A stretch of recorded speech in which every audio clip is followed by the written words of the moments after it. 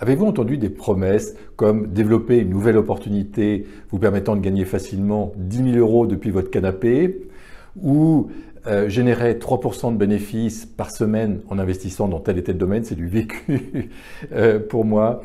Nous souhaitons tous devenir riches rapidement et sans effort, mais il n'y a pas de méthode miracle pour devenir millionnaire. Une étude de la banque UBS nous montre qu'il n'est pas nécessaire d'être très intelligent, très diplômé ou né dans une bonne famille. Vous pouvez devenir millionnaire en respectant certaines habitudes.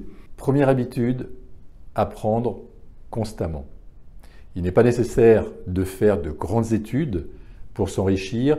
Les statistiques le confirment. Il y a plus de millionnaires autodidactes que de millionnaires très diplômés. J'ai remarqué que souvent, les hyperdiplômés ont l'impression de tout savoir. À l'inverse, l'autodidacte est conscient de ses lacunes.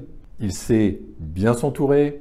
Il est doté d'un solide bon sens, le bon sens paysan, vous savez, qui aide à prendre les bonnes décisions. Ils ne vont pas s'enfermer dans des détails. Ils ont une vue d'ensemble de la situation. Les millionnaires ont l'esprit ouvert, ils ont soif de nouvelles connaissances. Mes entreprises et mes investissements immobiliers fonctionnent très bien.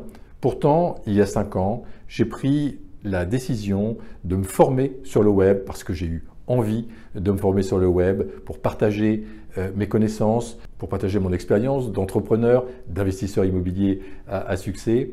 Je me suis formé sur les réseaux sociaux, sur le web et aujourd'hui, plus de 100 000 personnes me suivent sur les réseaux sociaux alors qu'il y a quelques années, je n'avais pas de compte Facebook et tout ça était très obscur pour moi. Comme quoi, tout est possible à partir du moment où on a l'esprit ouvert et on a envie de faire quelque chose.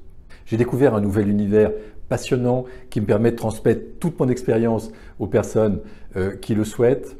Donc je forme des personnes à l'investissement immobilier, je forme des personnes à l'entrepreneuriat grâce au web. Dans cette nouvelle activité, pour moi, je peux constamment avancer, je peux tester mes limites, j'arrête pas de découvrir et j'avoue que je suis vraiment comblé. C'est la première fois dans l'entrepreneuriat que le champ des possibles s'ouvre autant pour moi. Les programmes en ligne peuvent vous permettre de vous former. Le coaching également peut vous aider à aller plus loin et plus rapidement. J'étais quelqu'un qui était plutôt réservé par rapport au coaching il y a encore quelques années. Pour moi, le coaching, c'était réservé aux faibles. Et quand j'ai commencé à travailler avec des anglo-saxons et des Québécois, je me suis aperçu que le coaching était beaucoup plus démocratisé chez eux. J'ai vu certaines personnes avec 2, 3, 4 coachs dans différents domaines d'activité. Aujourd'hui, je me fais coacher, ça me permet d'aller beaucoup plus loin et beaucoup plus rapidement. Deuxième habitude, les millionnaires aiment leur travail. Ils ne sont pas nécessairement des bourreaux de travail, ils savent conserver des plages de temps libres pour eux, mais même lorsqu'ils sont en famille ou avec des amis, ils cherchent des idées en relation avec leur activité. Donc leur activité qui les passionne ne les quitte pas. Dans leur travail, ils ne voient pas le temps passer, ils sont passionnés par leurs activités, par leurs projets. Pour eux, les choses semblent faciles, tout simplement parce qu'ils font ce qu'ils aiment. Ils sont à la bonne place.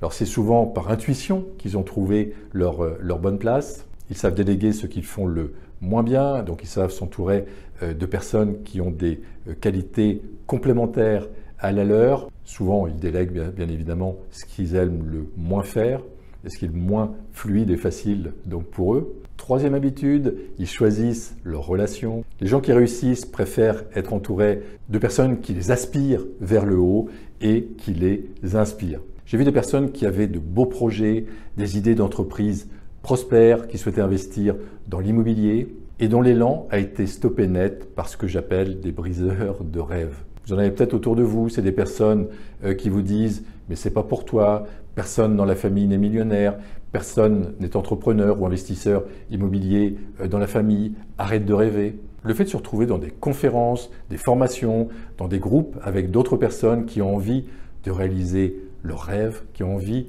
de réaliser leurs grands projets et qui avancent un pas après l'autre vers leur but, va permettre une belle émulation. Quatrième habitude, les millionnaires aiment gagner de l'argent, mais ils ne le dépensent pas n'importe comment. Les millionnaires recherchent constamment de nouveaux moyens de gagner de l'argent, pas par avidité, mais parce que ça leur fait plaisir, c'est quelque chose qu'ils aiment faire. En revanche, leurs dépenses sont sélectives. Ils sont capables d'acheter la maison de leurs rêves ou la voiture de leurs rêves ou de s'offrir un très beau voyage dans un hôtel 5 étoiles à l'autre bout du monde. En dehors de ces dépenses, de nombreux millionnaires vivent modestement, sans jeter l'argent par les fenêtres. Lorsque j'ai cédé une de mes entreprises après l'avoir introduit en bourse, je suis devenu un des plus jeunes entrepreneurs de France à faire fortune. Mes proches me conseillaient d'arrêter de travailler. C'est vrai que j'aurais pu partir sur une île avec ma famille. On aurait pu vivre plusieurs générations comme ça. Et pourtant, je n'ai pas changé mes activités. J'ai continué à entreprendre. J'ai continué à vivre dans la même maison parce que je suis passionné par mes activités. 5e habitude, ils sont déterminés, ils avancent quels que soient les obstacles. Ils sont conscients qu'ils vont trouver des difficultés sur leur chemin. Ça fait partie du chemin d'un entrepreneur.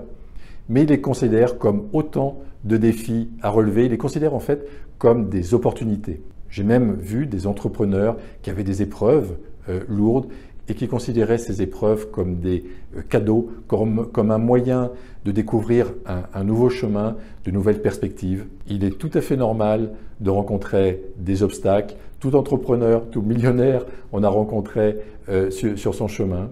Mais ils sont focalisés sur leur but, sur leurs objectifs et ils font preuve de souplesse. Ils sont capables de s'adapter et de changer leur chemin pour atteindre leur but.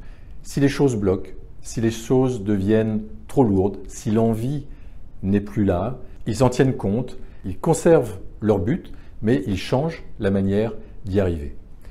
Est-ce facile de devenir millionnaire?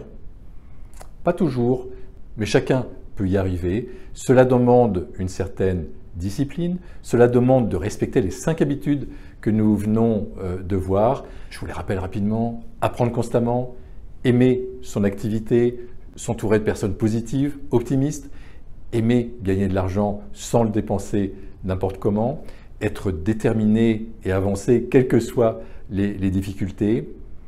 Alors oui, cela demande une certaine discipline, ça peut demander un peu de courage. Je vais vous partager une dernière habitude qui peut vraiment faire la différence. Prenez du plaisir. Prenez du plaisir à avancer sur ce chemin. Le plaisir, vous ne l'aurez pas quand vous deviendrez millionnaire.